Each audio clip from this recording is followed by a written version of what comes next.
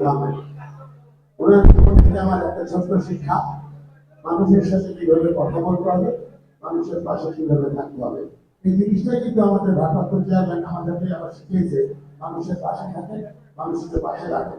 তো মৌলভী স্যারের জন্য দোয়া, আল্লাহ তাকে বেহেশতে নসিব করুন।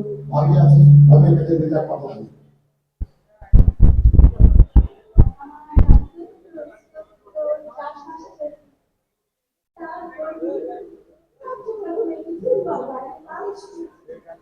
আজকে আমাদের সবাই আমাদের গ্রামের ছোট্ট পরিবেশে আপনারা আসতে রাজি হয়েছেন।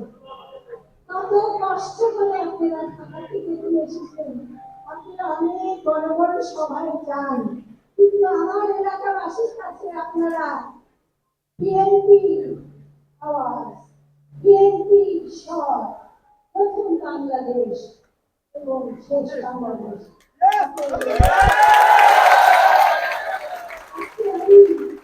আমি রাজাবাসীদের জন্য এই স্কার্ফ পরে এসেছি। আজকে গাজায় শিশুরা মারা যাচ্ছে, সেই জন্য আপনারা কি গান করবেন না শুনি?